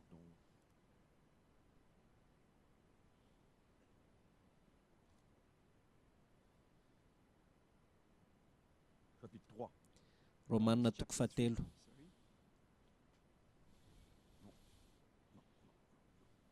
Chapitre 5, pardon. Romans chapter toko 5. fahadimy azafady Mes e excuses. miala tsiny Verset 16. andininy fahenina ambin'ny folo Et il n'en est pas du don comme ce qui est arrivé par un seul qui a péché, car c'est grâce. C'est après une seule offense que le jugement est devenu condamnation. ary tsy tahaka ny avy amin'ny anankiray izay nanota ny fanomezana fa noho ny nataony anankiray izay nisehon'ny fitsarana ho fanamelohana fa noho ny fahadisoana maro kosa no nisehon'ny But the free fanomezam-pahasoavana gift which ho came from famarinana many offenses resulted in justification. Non, non, non, non. Il est tout fort. Okay, sorry. Alors, on recommence. averintsika zany Et il n'en est pas du don, comme de ce qui est arrivé par un seul qui a péché, c'est-à-dire Adam. And the ary gift tsy tahaka ny avy amin'ny anankiray izay nanota ny fanomezana zany hoe adama zany of Adam, Donc c'est après une seule offense que le jugement est devenu condamnation. for zany the hoe tamin'ny judgment alalan'ny which came fahadisoana from one anankiray no offense niaviany resulted in fitsarana condemnation. Tandis que le don gratuit devient justification après plusieurs offenses. But the fa free noho ny gift fahadisoana which came maro from kosa ozy izy no nisehon'ny fanomezam-pahasoavana ho famarinana Si par l'offense d'un seul, la mort a régné par lui seul, raha ny fahadisoan'ny olona anankiray no nanjaka ny fahafatesana noho ny ataon'ny anankiray à plus forte raison ceux qui reçoivent l'abondance de la grâce et du don de la justice règneront-ils dans la vie par Jésus-Christ lui seul. maika izay mahazo ny haben'ny fahasoavana sy ny fanomezan'ny famarinana no hanjaka amin'ny fiainana noho ny nataon'ny anankiray dia jesosy kristy Ainsi donc, comme par une seule offense, la condamnation a atteint tous les hommes, de même par un seul acte de justice, la justification qui donne la vie s'étend à tous les hommes. koa tahaka ny natongavan'ny fanamelohana ho an'ny olona rehetra noho ny fahadisoana iray no natongavan'ny famarinana ho amin'ny fiainana kosa ho an'ny olona rehetra noho ny famarinana iray came to all men, resulting in justification Car of comme, life. car comme par la désobéissance d'un seul homme, Adam, beaucoup ont été rendus pécheurs, de même par l'obéissance d'un seul, Jésus, beaucoup sont rendus justes. For as fa by tahaka one man's nanaovana ny maro disobedience many mpanota were noho made ny tsy sinners, fanarahan'ny olona so also anankiray by dia one man's adama zany no obedience hanaovana ny many maro were marina made kosa noho ny righteous. fanarahana ny anankiray dia Ou jesosy on est juste, ou on est condamné. ka noho izany na isika marina na isika voaheloka L'un ou l'autre. It's either one or the other. ray amin'ireo zany On ne peut pas être juste et en même temps être condamné. tsy possible zany hoe sady marina isika no voaheloka Okay? C'est pas ao possible. a It's not possible. Donc la parole de Dieu est bien claire ici. So the ka word of tena God is mazava very tsara clear ny here. C'est tenin'andriamanitra là où eto nous avons besoin vraiment de s'attacher à cette parole That's ary why eo we indrindra ny really tokony need to cling famatorantsika to this tsara word amin'io et ne teny pas io nous laisser décevoir par l'ennemi. and ka not tsy to avinaika allow isika ho ourselves to fitahan'ny be deceived fahavalo by the enemy. Alors, Jésus verse son sang une fois. noho izany jesosy dia nandatsaka ny rany indray mandeha ho an'ny ota rehetra For all our sins. Et nous sommes justifiés une fois. ary pour tout isika le ihany koa And we are dia no justified hamarina once and indray for all mandeha ho for amin'ny all our otantsika sins. Et c'est ça qu'on a besoin de retenir. Azany mila azomintsika sy Par le fikirintsika. sang qu'il a versé à la croix, Tamin'ny alalan'ny rano izay nilatsaka tao amin'ny hazo fijaliana, il n'a pas versé son sang plusieurs fois izay nalatsany indray mandeha tsy nandatsaka ny rano imbetsaka izy pour tous nos péchés. ho an'ny otantsika. Dieu nous justifie une seule fois. Dia ho hamarin'Andriamanitra indray mandeha koa isika once and for all. Pour tous nos péchés. ho an'ny otantsika rehetra. Amen. Amen. Dites à votre voisin, moi je suis juste. Teneny eo akaikinao hoe marina hoe Il y a des grands miracles qui se passent dans notre vie, mes tena frères. misy zavatra mahagaga mitrangana eo fiainantsika e, raha lasy anabary. Donc, la question est la suivante. Noho izany fanontaniana mipetraka dia toy izao: Is this? Est-ce que le péché nous enlève la justification? move Does our sin manala an'ilay remove our fanamarinana righteousness? antsika aza ny ota? Deuxième question. Fanontaniana faharoa: Est-ce que Dieu est en train de nous encourager à pécher? mamporisika antsika ve zany Andriamanitra hanota raha izany? Non. Tsia, On est d'accord? miara-manaiky tsika, Il ne nous encourage pas à pécher. tsy mamporisika antsika velively hanota izy. Mais Kanefa si nous tombons, raha lavo isika est-ce que cette chute nous enlève la justification? Does dia that mova iny fall fahalavony iny for our manala ho sin remove anatsika our ny righteousness? fanamarinana? Tsia, On est inoko d'accord? fa manaiky tsika. C'est ça la beauté de la chrétienté. Azany ny fahatsarany Je parle pas de la maha-kristiana. beauté des religions. Za tsy miresaka ny fahatsarany fomba Je parle mpivavahana, de la beauté d'une nouvelle naissance. fa miresahako dia ilay fahatsarany fahateram-baovao. Qu'est-ce que ça nous emmène et quel est l'héritage qu'on reçoit? Inona ny zavatra entin'izany amintsika ary ny lova voaraintsika amin'ny alalan'izany? C'est extraordinaire. Fa tena matalantsona. Incredible. Dans 1 Jean chapitre 1 verset 7, Ao amin'ny Jaona voalohany, toko voalohany, andininy fahafito. 1 Jean chapitre 1 verset 7, Jaona voalohany, epistiliny Jaona, This is toko of voalohany, 1 andininy John fahafito. chapter 1 verse 7. mais si nous marchons dans la lumière, Fa raha mandeha amin'ny mazava isika, comme il est lui-même dans la lumière, tahaka azy eo amin'ny mazava, nous sommes mutuellement en communion et le sang de Jésus, son Fils, nous purifie de tout péché. We dia have manana fellowship with one firaisana another, isika and the ary ny blood of rany Jesus Jesosy Christ, zanany his manadio Son, antsika ho afaka amin'ny cleanses ota all sin. rehetra. Donc, ni Paul, ni Jean nous So- encouragent à vivre dans le péché So neither- parce Nous izany, que nous sommes des enfants de Dieu. Na i Neither Paul Jaona nor John na i Paul dia tsy mamporisika antsika velively iaina anatin'ny ota satria isika efa Tout le zanak'Andriamanitra. contraire. On the Fa contrary, mifanohatra Tout amin'izany, le contraire. mifanohatra amin'izany tanteraka. Tous ces apôtres qui ont été éclairés par l'Esprit de Dieu all Le these apostles that were apôstôly enlightened by rehetra the izay Spirit efa noazavain'ny tenin'Andriamanitra dia mamporisika à vivre antsika. une vie de sanctification, Dia tena encourage us mamporisika to antsika live a life hiaina of fiaina sanctification. That's a mpamasinana. subject we'll speak about c'est-à-dire later. loin du péché, In other Izany hoe words, lavitry far from ny sin, ota. mais but Kanefa comme des humains. isika nefa Et Jésus olombelona. sait que nous sommes des humains. Ary Jesosy anie mahalala fa olombelona La isika. Bible dit qu'il a été tenté de la même manière que nous. Hoy Pareil. Baiboly hoe izy koa dia mba nalay mpanataka antsika ihany. Exactly like we are. Les tentations de Jésus n'ont pas été différentes que les nôtres. Ny fakapanazy anazo an'i Jesosy dia tsy samihafa amin'izay mahazo They were antsika. exactly the same. Amen. Donc Amen. il connaît, c'est pourquoi il peut nous encourager. Noho izany fantatry Jesosy tsara zany ary zay no ahafahany mampahery antsika. Quand nous avons besoin de lui, de l'aide. When we Rehefa need him, mila when we azy have isika in mila need of- in fanampiana need of help. avy Il aminy. connaît qu'est-ce qui se passe en nous. Fantany hoe inona ny Il tolontsika. connaît comment la chair veut He knows how that régner en nous. Fantany tsara hoe wants to toy ny reign in ahoana ny us. fomba All that hanjakan'ny he nofo knows. ao anatsika. Jésus était fils de Dieu Fa Jesosy dia zanak'Andriamanitra Jesus was son of God and son of man. en Ary étant zanak'olona. fils de l'homme. And Ary as amin'ny the son of zanak'olona man, Ils ont azy. pris le corps de l'homme, Tena took on naka the ny body tenany of a- olombelona la chair izy. de l'homme. Ny flesh of a nofon'olombelona.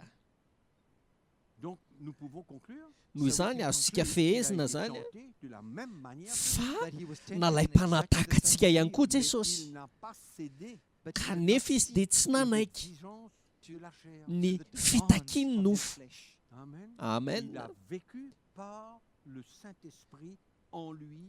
He lived by Fa the Holy Spirit in him. niaina kosa izy niaraka tamin'ny fanahy masina and tao walk aminy a in ka holiness. nafany nandeha tamin'ny fiainam-pamasinana And the word of God tells ary us zao no lazain'ny tenin'andriamanitra amintsika hoe raha isika ihany koa On déclare la guerre manangana declare ady war à la chair amin'ity nofo ity izay mitady hanapaka et que amintsika nous marchons par l'esprit. ka and that mandeha as amin'ny we walk fanahy in the isika Spirit, Nous accomplirons comme Jésus we dia will tanteraka accomplish ihany koa just tsika like tahaka la an'i Jesosy justice que la loi demande. ny fahamarinana zay takiany Il lalàna parle des 10 commandements. miresaka ny amin'ireo La justice didy des folo 10 aho commandements, c'est le style de vie ny fahamarinana hita ao amin'ny didy folo ny tokony kalitao-piainana iainan'ny kristianina et pas par sa force, tsy amin'ny herin'ny tenany anefa non, tsia par l'esprit. fa amin'ny alalany fanahy Amen. amen Si nous marchons par l'esprit, Paul dit dans le livre des Galates, Ho nous Paul ao amin'ny n'accomplirons pas les Galatiana désirs hoe, de la chair. raha mandeha araka ny fanahy isika dia tsy hatateraka ny filan'ny nofo fulfill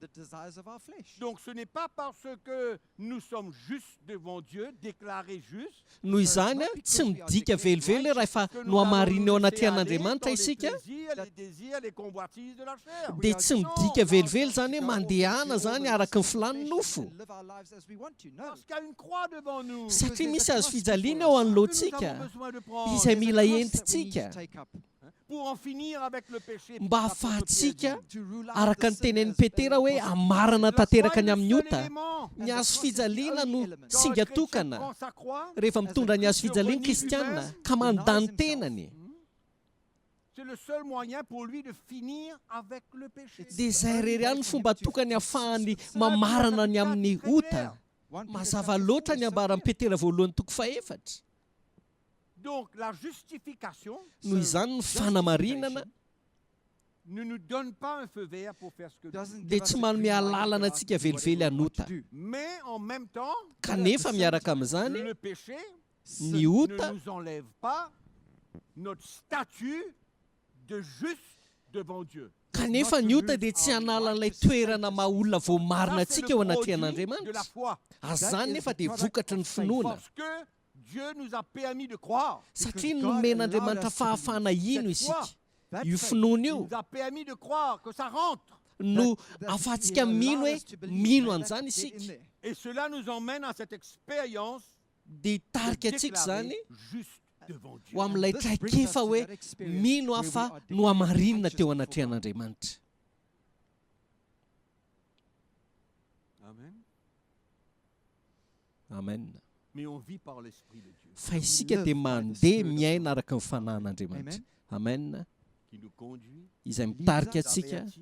who warns mampitandrina us. atsika Donc où est donc le problème? aiza aza mipetraka ny olana Donc, à première vue, raha jerena il n'y a pas ivelany de problème. dia ohatrany hoe tsy misy ny olana Closely, there is no problem. Mais First sight, kanefa il y a ce que la parole de Dieu appelle la récompense. misy kosa ilay antsony tenin'andriamanitra hoe valipiti Une récompense qui va dépendre de la manière que nous vivons.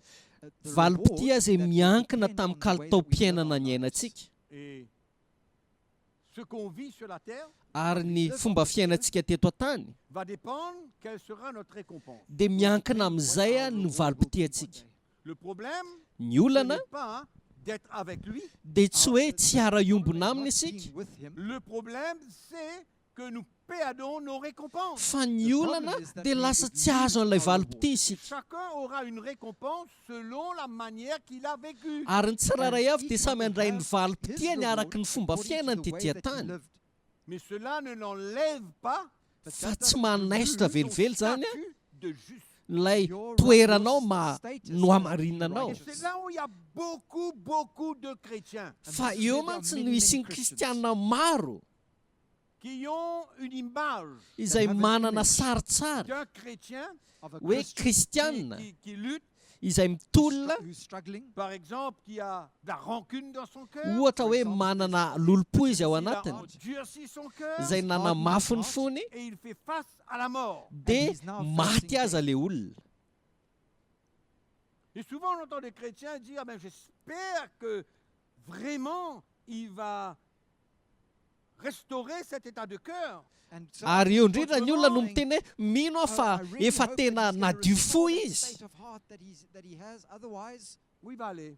where's he going to go? satria raha tsy nadio fo izy dia aiza ny alehany Où il va aller? aiza no Where's he alehany gonna go?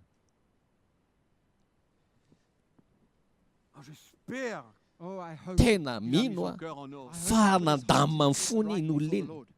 teo anatrehan'ny tompo Mais ça n'existe pas, ce cœur. fa tsisy an'izany zavatra any Ça, c'est le légalisme. fa zany no atao hoe fandalandalana Ça s'appelle le légalisme. zany no antsoina hoe Il faut fandalandalana et de croire And to que believe notre Mino. faute, notre erreur, notre péché, That- notre condition de cœur va nous enlever notre justice. hoe ny otako ny fahalavoko a ny toe-poko a no analana ny fanamarinanay our state of righteousness Ça from nous us. enlèvera la récompense. fa lay valopitino hoe sorona amiko La récompense. lay valopitino hoe sorona zany no Comme miala Paul dit dans Corinthiens chapitre 3, il sera sauvé, mais tout juste. fa araka ny teny paoly amin'ny korintiana toko fahatelo hoe voavonjy izy fa ny tenany ihany ny vonjena Il faut faire attention. fa mila mitandriny-tsika Il faut faire attention d'être trop juste, We mila must be careful that we are mitandriny-tsika mba tsy de ho se croire that we trop believe spirituel marina loatra ka ino hoe ara-panahy loatra et qu'on voit ce frère et cette sœur dans cette situation-là. dia mijery an'ilay rahalahy na anabavy ao anatina tranga iray Et comme si qu'on a peur pour lui ou pour elle. and dia we ohatrany hoe don't feel like we're matahotra afraid isika for their ny lives. amin'ny momba azy ireo Mais là où est le problème? fa ny tena Where the hipetrahan'ny problem olana lies, Là où est le problème? ny where the problem toeran'ny truly olana lies, C'est quand on renie le Seigneur. is when dia we zao hoe deny raha the Lord mandany and tompo renounce kosa the izy Ça, c'est le problème. eo kosa tena olana goavana Oui. Hmm. On renie le Seigneur. lavintsika ny Lord, tompo On Renounce n'accepte the Lord. plus cette grâce qui nous a été donnée. tsy ekentsika intsony ilay fahasoavana zay We don't nomenantsika accept the grace that he has given us any On longer. foule aux pieds le sang de Jésus. ary hitsakitsahantsika amin'ny tongotsika ilay rany jesosy Là, ça devient dangereux. eo amin'izay kosa tena Là, ça zava-doza devient pas dangereux, mais mortel. tsy hoe zava-doza fa tena miatra manaina Qu'on ne veut plus rien avoir avec le Seigneur. rehefa we tsy don't hoe want to tsisy have anything idirako more to do with zaza sy ny tompo intsony Je vous pose une question. ametraka ask you a fanontaniana Demain, aminareo vous aho voyez un chrétien rétrogradé. raha ohatra Tomorrow mahita you see a kristianina Christian anankiray who's miverin-dalana ianareo Il est rétrogradé. miverin-dalana zany le olona Et vous lui posez une question. dia metrahanareo Tu fanontaniana crois izy toujours dans ce Jésus que tu as cru là? ianao ve mbola mino an'ilay jesosy zay ninonao iny Est-ce que tu crois toujours ianao ve mbola mino le azy jour où tu l'as rencontré? mbola tsaronao foana ve ilay fotoana nionanao taminy 99,9% vous diront oui. ny 7 teboka 7 isan-jato dia amaly aminao hoe eny Dans la chair. fa nefa miaina araky ny nofo izy ireo Domine, manjaka amin'izy ireo ny nofo oui, Hmm. et il marche dans le péché. ary mandeha ao anatin'ny miota izy Et le seul moyen pour lui ary ny fomba tokana de perdre son salut, ahafahany ho very eo amin'ny famonjeny va renier le Seigneur. dia rehefa andany tompo izy Il ne va plus croire dans ce sacrifice. zany hoe tsy intsony an'ilay sorony izy sorony jesosy Regardez dans 2 Jean. dao ny vakitsika ny jaona faharoa hoe in 2 John Ah, chapter 8, Et andininy là, fahavalo l'apôtre Jean, dans and ce verse texte, 8. dia hitanareo ny apôstôly jaona ao anatin'ity il andiny met en ity garde encore le peuple de Dieu contre des séducteurs, des faux prophètes, des faux docteurs. Here dia the mbola apostle mampitandrina is ihany warning jaona ny God's amin'ireo people against the false mpamitaka ireo mpaminany Au sandoka verset 7. And in verse 7, dia ny andininy Deuxième fafito ny épître de Jean, vakitsika verset 7. second epistily ny Quand jaona plusieurs faharoa séducteurs sont entrés dans le monde andininy fafito et ne déclarent pas publiquement que Jésus-Christ est venu en chair. Celui qui est tel, c'est le séducteur et l'antéchrist. C'est-à-dire l'esprit de l'antéchrist. for many fa maro ny deceivers have gone mpamitaka out efa into the lasa any world amin'izao who tontolo do izao not dia confess ireny tsy Jesus manaiky fa Christ efa as tonga the Son tamin'ny of nofo the jesosy kristy This izy no is mpamitaka sy the antikristy Antichrist. na ny hoe In other words, the fanahy ny spirit of antikristy Antichrist. Si quelqu'un croit que Jésus-Christ en tant que Dieu, la deuxième personne de la Trinité, n'est pas venu en chair, il est perdu. raha misy olona zany a mino fa jesosy kristy ilay zanaka olona faharoa tao anatin'ny trinité na ilay telo izay iray ka mandaza ny olo zany fa tsy tonga tao amin'ny nofo kristy dia ho very zany Donc, olo zany prenez garde à vous-même, dia za mahatonga ny jaona milaza hoe mitandrema ianareo afin Look to que yourselves. vous ne perdiez pas le fruit de votre travail, mais que vous receviez une pleine récompense. fandrao mahavery izay namononay tena fa mba handraisanareo valopiti But that we tanteraka may receive a full reward. Donc là, on est arrivé à un point de non-retour. noho izany isika eto a dia tonga ao anatina teboka iray tsy azo iverenan-dalana intsony Et Jean met en garde. N'arrivez pas comme ces gens qui n'arrivent plus à croire là. ary mampitandrina ny jaona mba tsy tonga isika ao anatin'ireo olona izay tsy ino intsony Prenez garde à vous-même, il dit, mitandrema ianareo izy izy pour ne pas perdre le fruit de votre travail. mba tsy ho very ny vokatry ny asa Vous nataonareo perdez la récompense. ka Vous tsy êtes ahazo ny Along with that, valopitianareo you ianareo are losing the reward that was also promised to you. Amen.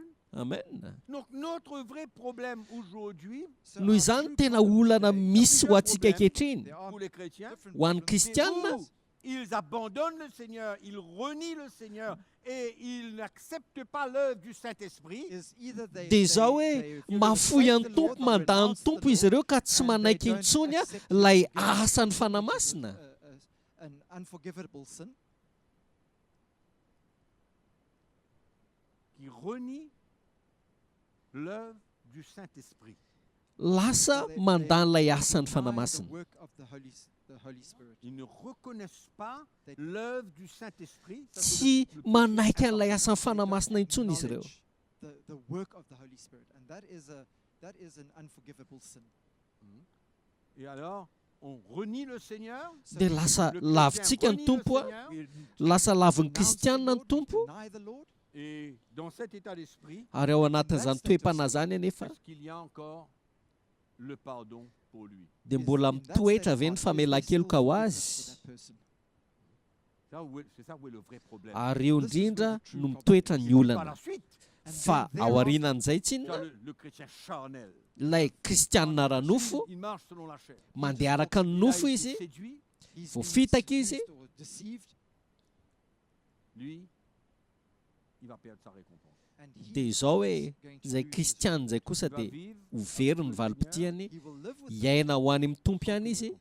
but fa without nefa any tsy reward. mahazo valopiti tsy manana valopiti C'est pourquoi la justification. izany why no antony ny justification- fanamarinana La justification. ny Là, fanamarinana de bien comprendre, autrement on rentre dans le domaine du légalisme. mila azontsika tsara zany raha jantsika miditra ao anatin'ny sehatry ny fandalandalana Area of legalism. On rentre dans le domaine du légalisme. lasa tafiditra ao anatin'ny fandalandalana Et on isika se croit plus que l'autre. dia lasa mihevitena isika hoe ambony noho ny hafa Than others.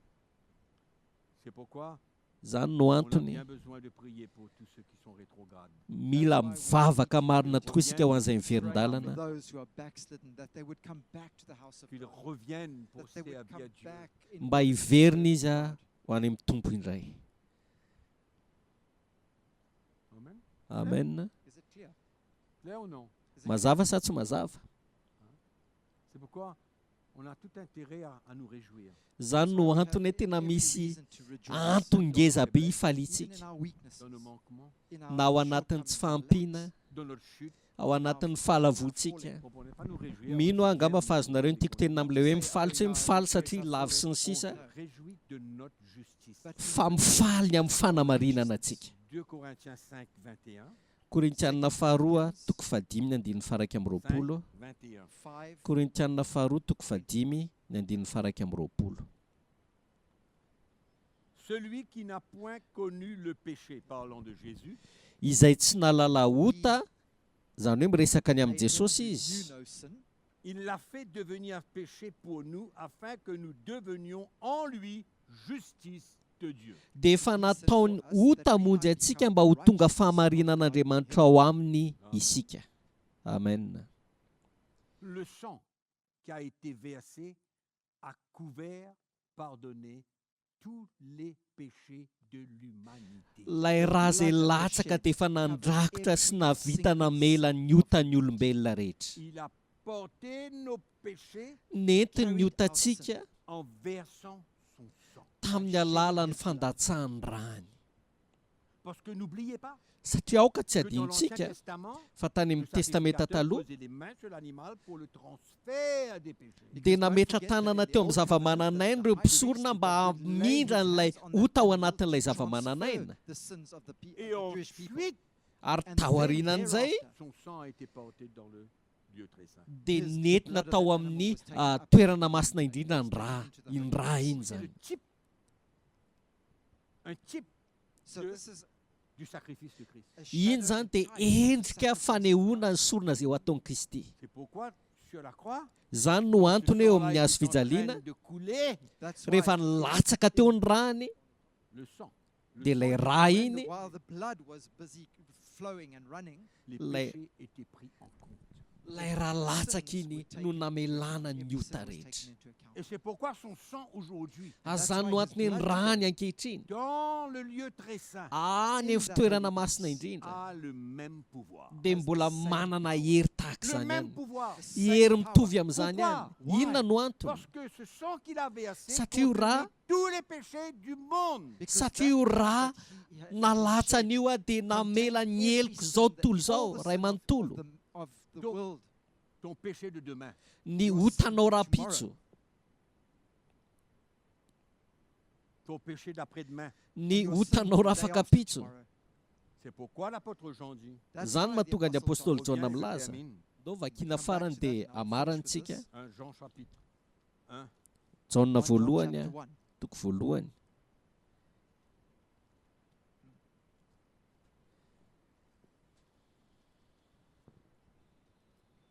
on a lu le verset 7. We read verse Vakitsika 7. teo ny andinin'ny fafito a tadidinareo ny andinin'ny fafito a. Nous sommes mutuellement en communion avec Christ et le Père et l'Esprit et le Saint-Esprit. Et le sang de Jésus, son Fils, nous purifie de tout péché. Ny andinin'ny fafito hoe manana firaisana amin'ny Kristy isika sy ny ray ary ny fanahy masina ary ny rà ny zanany manadio antsika ho Si afaka nous amin'ny ota disons rehetra. que nous n'avons pas de péché, nous nous séduisons nous-mêmes et la vérité n'est point en nous. Dia ny andinin'ny fahavalo raha hoe isika tsy manana ota isika dia mamita tena ary marina tsy ao anatsika. Qu'est-ce que ça veut dire? Inona ny dikan'izany?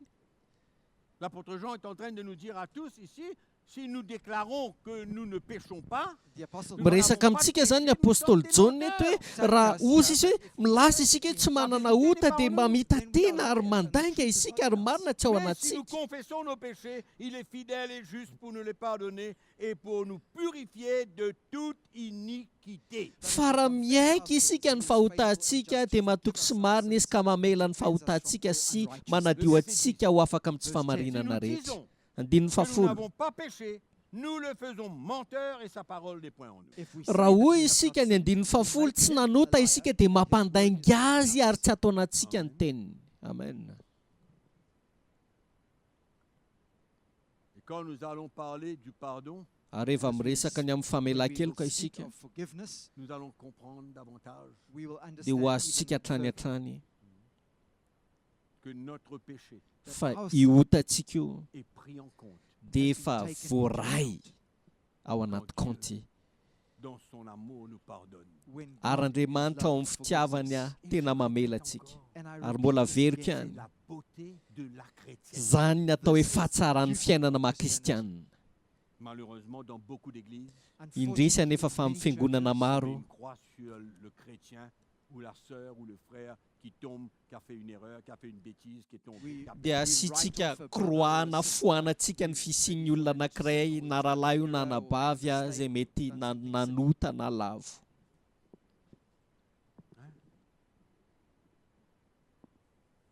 Moi, vous savez, j'ai l'habitude toujours you know, I always, Hitanareo za I'm in dia the manana de fahazarana parler de cette rencontre que Jésus a eue avec cette femme adultère. of dia speaking miresaka about ny the amin'ny olona na encounter that fionan Jesus Jesosy had amin'ilay with the vehivavy tratra adulterous olona woman. tany C'est nanjangajanka. tellement que c'était avant la croix, Marina tokoa fa tao alohan'ny hazo fijaliana no tranga iny demander sa mort. ary ny lalàna dia The nitaky law mba hamonoana required azy. her to be stoned or to be On ne va killed. pas entrer dans les détails de We're not cette going to rencontre. Tsy te hiditra ao anatin'ny atsipiriany amin'ny fionana ao. C'est les hommes de loi, fa reto fariseo olony lalàny reto ont emmené cette femme devant le Seigneur. dia tena nitondra ny tompo antondra n'ilay vehivavy teo anatrehan'ny tompo Test him. Qu'est-ce qu'il allait faire avec akafana azy a hoe inona no ataony tompo a mahakasika an'ity vehivavy ity zay tratra olona tanina nijangatsanga And what was lalàna he mantsy going dia to do with nitahaky this ny woman? hafatesan'ity What vehivavy ity a requirements of the law vokatry was ny otana that she ataony would be put to death. Nous connaissons l'histoire. itsika tsara ny tantarany À la fin, Jésus lui dit, qui c'est qui t'a condamné? dia any farany Again, jesosy Jesus miteny says to taminy the iza ny woman, manameloka "Who are anao those that have condemned you?" Parce qu'il a dit à ses pharisiens, satria izao nolazainy tamin'ireo fariseo ireo qu'ils prennent la première pierre. izay tsy nanota taminareo He a said to naoka the hitorabato Pharisees, an'ity vehivavy ity "One of you voalohany has not sinned in your life. Take the stone and stone her." Et ils furent eux-mêmes condamnés par leur péché. dia na izy ireo aza dia tena voeloko ny Ils ota ont vitany fui avec leur pierre. ary a And that nandositra they niaraka left tamin'ny vato hurried with their vatony stones. Et Jésus lui a dit, azao nolazainy jesosy azy za je kosa ne te condamne pas. za tsy manameloka anao Va, Go, mandehana pêche plus. ary aza misisa hozy izy aza manota intsony Et Jésus ary est en train jesosy de montrer was busy dia showing tiany eo la taminy réalité de la Ni- nouvelle alliance.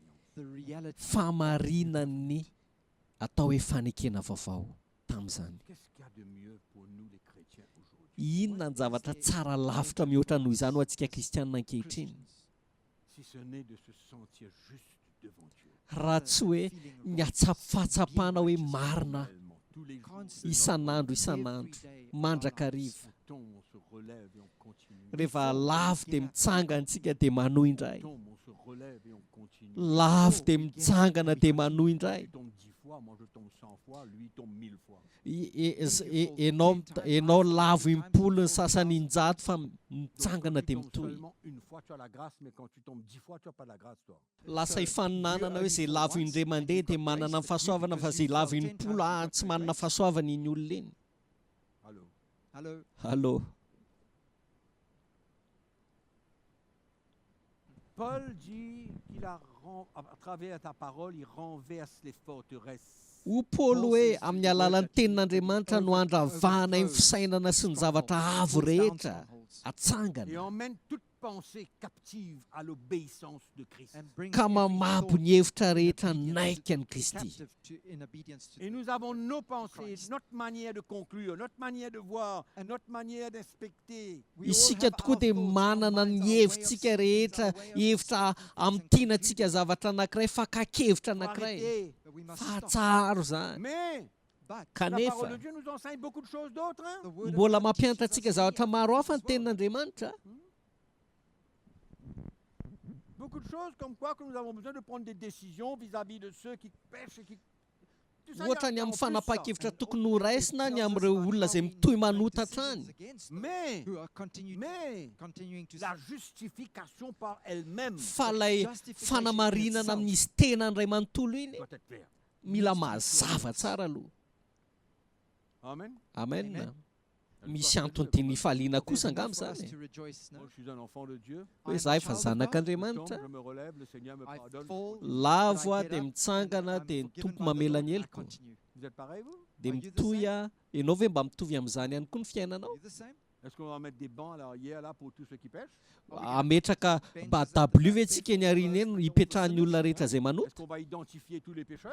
Are ho we going to avantsika eny identify ariana all ve the zay sinners? mpanota rehetra Et vous savez que ça se passe dans beaucoup d'églises? hitanareo zany ne zava-mitranga eny anivon'ny fiangonana maro e Mettre l'adultère pour ceux qui font ceci, pour There are ety special seza entrances ho for an'ireo the- izay those who mpijangajanga commit itsy ny adultery, seza ho etc. an'izay mpanao an'izao sy ny Ils ont sisa payé pour leur péché. They need mila to pay tena for mandony their sins. vitiny izy ireo ny amin'ny ota They need to be vitany humiliated. Mettez-vous debout, allons se réjouir. Let's Ndao tsika stand hitsangana and dia let's ndo rejoice. hivavaka e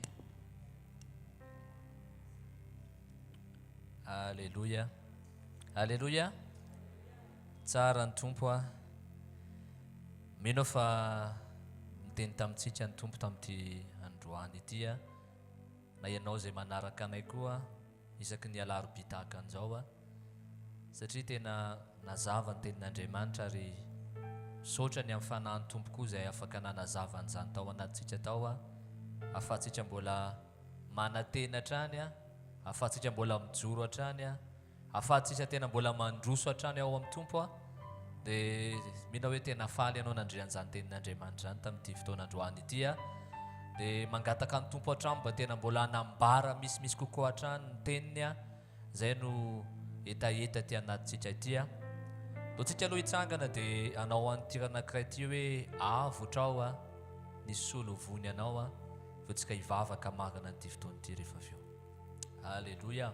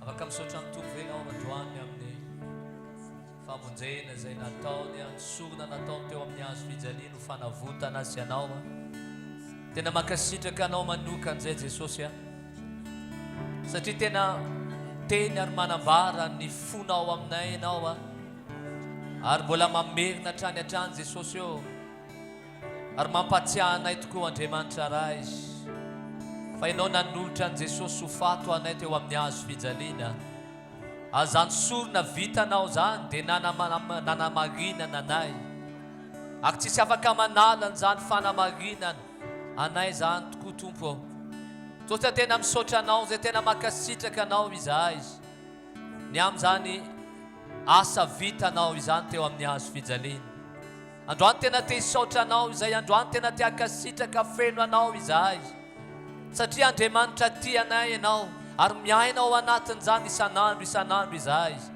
Tompo misaotra Tompo makasitraka Tompo mankasitraka anao feno izahay Jesosy averina aminao ny voninahitra rehetrarehetra averina aminao ny fankasitrahana rehetra averina aminao ny fiderana ny fankalazana ny fanandratana ambony indrindra ho an'ilay Andriamanitra zay mitoetra eo ambony seza fiandrianana ho an'ilay Andriamanitra zay mijery ary tena nitady anay ary efa nitondra anay ao amin'ilay fahazavana mahagaga voninahitra dia aoka ho anao reriandro makasitraka Jesosy eo alleluia amen itsika tiaka mafy an'Andriamanitra dia manasa antsika hatrany ao antsika zay manaraka mivantana isaky ny amin'ny 3 ora zay eto amin'ity toerana ity dia asainy ianao hanatrika an'izao fotoana izao satria zava-dehibe nahafahantsika mbola mandre mafantatra ny sitrapon'Andriamanitra ao anatin'izay fampianarana tsisy kilema izay dia samy ho tahiana Andriamanitra isika tsirairay avy amin'ny heriny tahaka izao indray veloma tompoko